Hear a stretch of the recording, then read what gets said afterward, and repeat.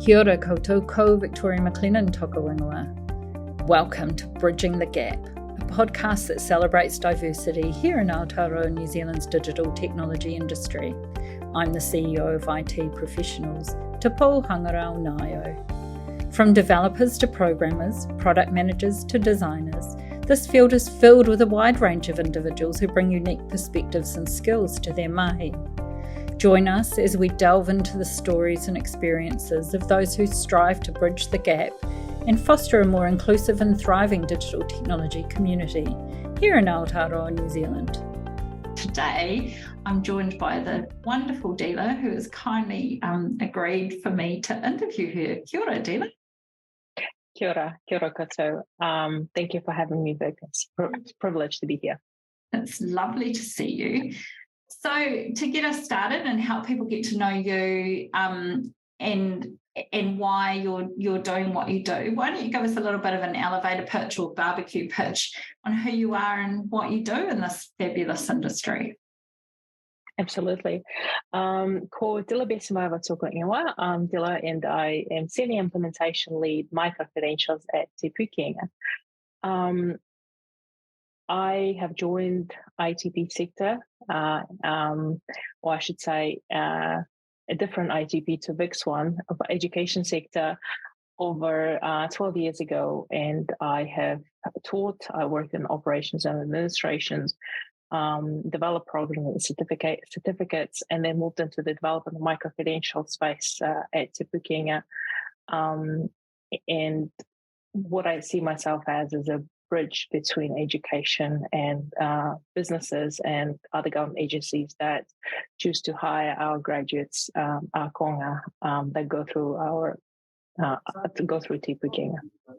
Totally agree that you're a bridge, and I think you're a fantastic bridge between the industry and the education piece, which is really, really necessary. But what was it in your background that prepared you for getting to this role that you're in now? What did you do before that? That was the preparation. Well, working at Unitech at the time, which is now part of Te Pukenga, was my first serious job really after graduating.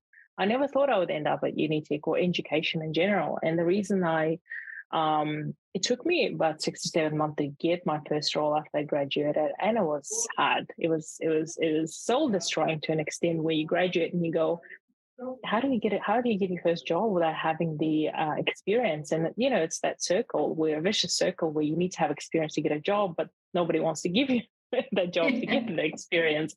That was quite a few years back. So when I was offered this role at Unitech to work in the operations administration part as a temp role, I was like, yeah, absolutely, sign me up. Yes, any employment is better than no employment. So I worked there for 6 months as a temp, and then eventually I got offered a full-time role, and then grew into all the other things that I've done.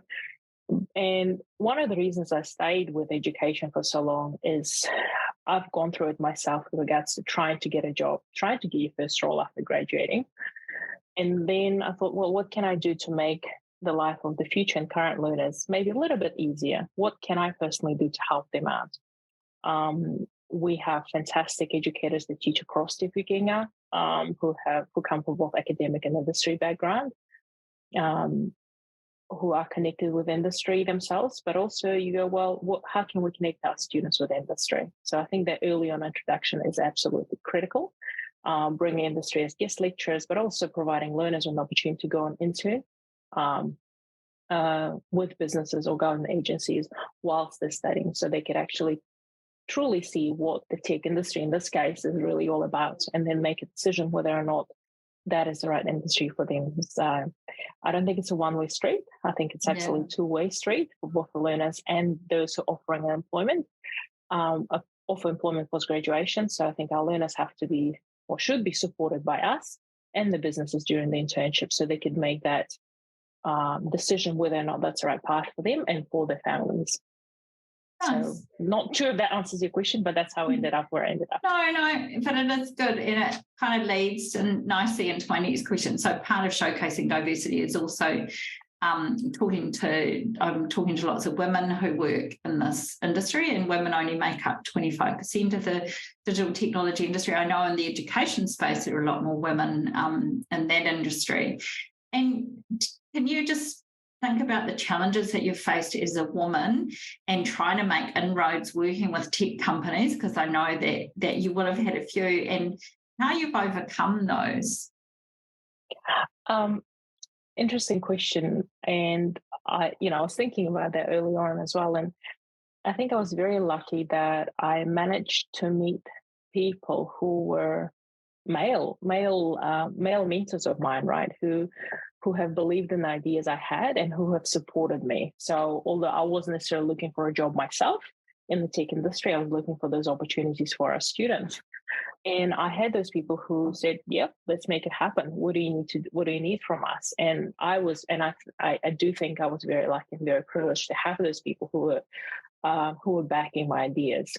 And one of them, for example, is David Eaton. I don't know if you've ever met him. He used to work at Datacom, and he was one of the first guys I think who I worked with very closely in the tech industry. And then there were so many more after who I've met through David, who were just absolutely brilliant. So yes and no, it was challenging in some instances, but I think overall I had a lot of support going in and meeting businesses. So I'm not quite sure if I can speak to all the challenges others may have faced. However, having said that, I think given that I have had that support and I've had that mentoring provided to me, I always wanted to ensure that when our students go into the workforce, especially female students, they have those mentors waiting for them, who are ready to look after them, whether they're male or female mentors. And we do our best to ensure that happens in the workforce. Yeah, nice. And having those champions, I think, as you say, people who you can bounce things off and go back to and can advocate is really important. So I know you love your job because we've talked about this many times and you're passionate about it. What was the moment that made you think, yes, this is where I want to be and what I want to be doing? I think when I first attended a graduation, not my graduation, students' graduation, and you see students walk across the stage, and at the time it was pre-micro-credentials era where students had to go study for 6 months or a year, 3 years. And you see them walk across the stage and you see the families, whānau communities come and support them. And I would get very emotional. I remember getting very emotional and go, wow, there's like maybe less than 1% of my contribution, but nevertheless, it's so awesome to see those learners succeed and, get closer to the dreams and whatever they were hoping to achieve. And then after that, getting a few texts or emails, whatnot, from encouragers saying, "Hi, Dila, I've got a job here and there." Nice. And it's so awesome. I've made a difference to my life or to the life of my loved ones. And that was 2 years ago, but that's when I realized, that's exactly what I'm happy where I am. And this is exactly what I want to do moving forward. Nice. I love those aha moments. So thinking about those young people who are out there who might be listening to this, if they're considering a future job in the digital technology space or thinking about people who are looking to change careers to come into our space, what's one piece of advice that you'd give them? I'm glad you mentioned those who may be reskilling as well, right? Because it's not just about all the young learners. My advice would be to give it a go. I would go and hopefully come and talk to us at Te Pukenga or any other provider across the country, understand what they may be potentially interested in, but also ask your provider to go and maybe connect you with some of the businesses out there so you could have a conversation with those that are already in the industry to understand whether or not that's the right path for you before you even take on that journey. I think it's very important, and connect with those who may have gone through the same training previously, find out where they are right now, and what are the pros and cons, but ultimately to give it a go. If you feel like this is something you are interested in, sometimes you just have to jump in, close your eyes, jump in, and figure it all out as you go through the journey. If you're an IT professional or aspiring to be one, we encourage you to check us out. As New Zealand's only digital technology industry body who is focused exclusively on the people who work in this industry, we provide a range of resources, events, and networking opportunities to help you grow your career and stay up to date with the latest trends and technologies. Visit our website at itp.nz or flick us an email, info@itp.nz. And thinking about the skills that they need to develop, there are a whole lot of kind of hard tech, software, hardware skills. What are the other skills that people need to develop that have a really positive impact on the team or organisation that they're working in to be in this industry? I feel people mention soft skills all the time, but nevertheless, those are still very important. And it's not, and it's everything that soft skills have, or they'll fall under soft skills. I think one of the important things is networking, and going and meeting people and telling people who they are and connecting with their LinkedIn and going to networking events and getting to know others. So I think this is probably in my view, one of the most crucial skills one could have is getting to know people, connecting with them, and figuring out, hey, well, one day I may be working with Vic, I better go and connect with her. It might not be for the next 2-3 years, but in 2-3 years' time, there may be an opportunity. And if Vic knows that I'm looking for something, she might come and let me know. So things like that. But also, I don't know, that's probably not part of your question, but once you do graduate, my plea to all of our graduates all the time is please give back to the future generation of learners. Yeah. I don't need anything. You don't need to come and buy me coffee or anything at all. But if you could come back and either give a guest lecture in the sense that you tell students what the life is like on the other side of it. But also if you see people joining in your industry, either through the internship or entry-level role, give them a hand. You were there before, so try to help others that are just joining or starting the journey. And become a mentor, right? Absolutely, 100%. And if you see them, networking sessions, help them out and tell them, because at times learning something or studying Monday to Friday, 9 to 5, it gets challenging and it gets, sometimes you get all stressed and you go, oh, what am I doing this for? But when you have someone on the other side of it going, hey, you can make it happen. So of course you have your lecturers and educators to support you. You have your pastoral care provided to you, say, for instance, by TPPing. But there are all these other people out there who could become mentors and your friends. Hopefully they will help you out. Oh, so I'm going to ask you a gnarlier question now. If you could invent something to solve a wicked problem, what problem would you want to solve? Okay, there are two things. So on a global scale, I think both on a global scale, I would probably make, if we're talking about technology, I'd make the tools available and accessible to all so that they could use those tools, the technology, to make their life better by choosing to study further or upskill or reskill to benefit themselves and whoever's around them they choose to have in the circle. So that's one of the things. And making, I think, it accessible will make a better life for all of us, right, in the country or across the globe. So it will be one thing. And the second one would be around climate change. I think we do need to find better solutions to have, especially so now, we've seen all the impacts that climate change is having on us recently, has had on us recently. So it's just something that I would like us to tackle together.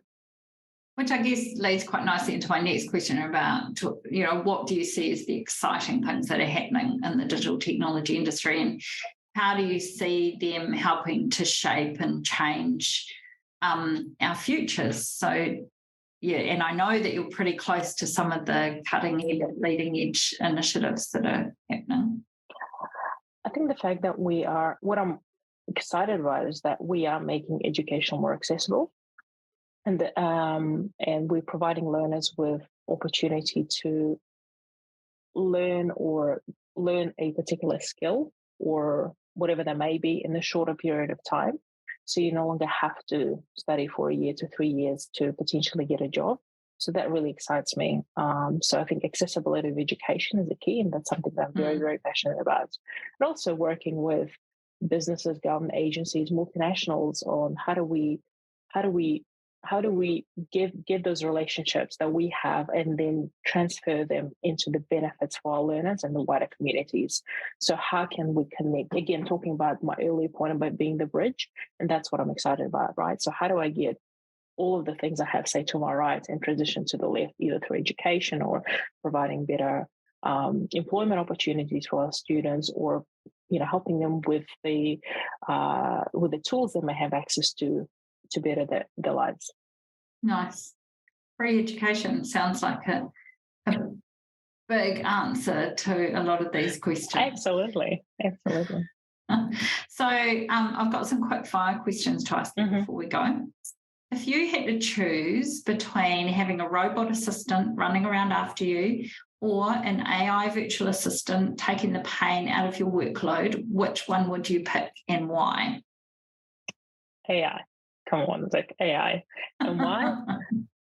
I could then automate things and do things that are more creative, or that I could collaborate with others on, and maybe automate boring tasks. Oh, I shouldn't say boring tasks, but more the tasks that can be automated, and that could give me the time and freedom to create and innovate and work with others. And that's what I would definitely choose.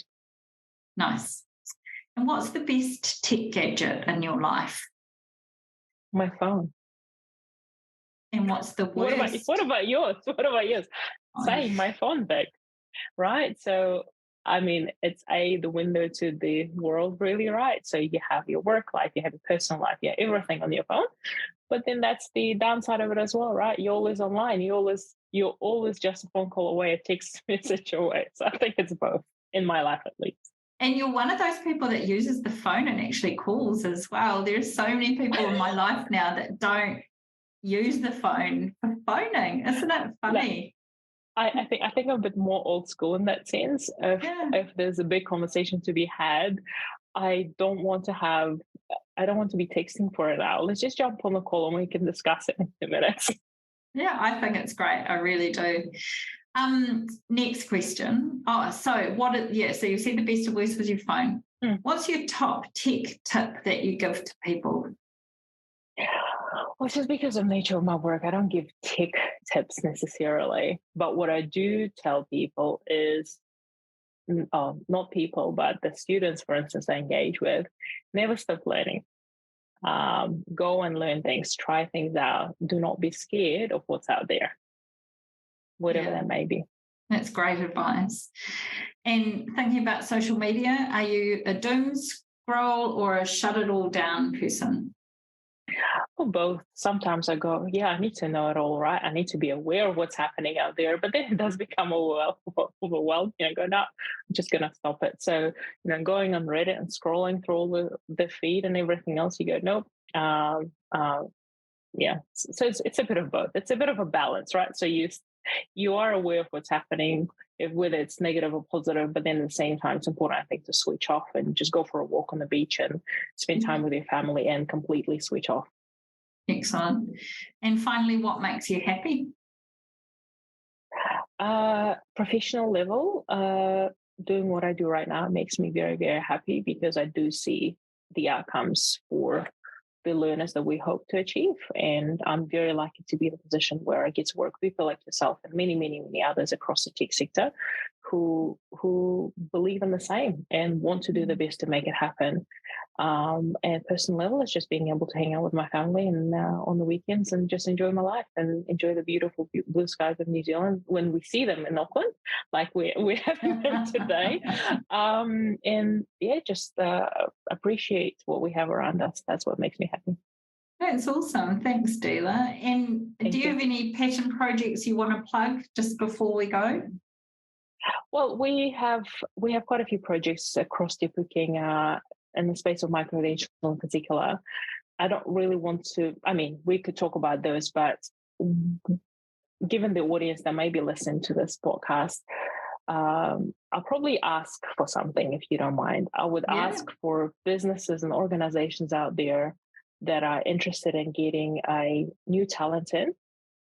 And I don't mean young talent, I mean new talent to the tech. Those may be reskilling and upskilling as well. And if you're interested in having a diverse workforce of the future, and if you would like to give back to New Zealand as a country, and the number of our communities across the country, come and talk to us and see and tell us if you could provide any internship opportunities or employment opportunities to our learners that are very eager to join the workforce. And sometimes it's about those connections we talked about the networking, how we can make it happen. So if any of your listeners are out there that in the position to do so, I'd love to talk to them. Nice. And the best way for them to get a hold of you maybe via LinkedIn, is that? Absolutely. I'm on LinkedIn, as you know. So if they want to have a chat, even if it's not about providing internship opportunity at this stage yet, but I'm always keen to connect and see how we can work in the future. That's awesome. We'll make sure we put your LinkedIn contact details with Thank you. Thank you for your time. I really enjoyed learning more about you and hearing your story, and appreciate you joining me. Thank you so much for your time, Vic. Kia pai tō rā. Thank you for listening. Join me at the next episode of Bridging the Gap.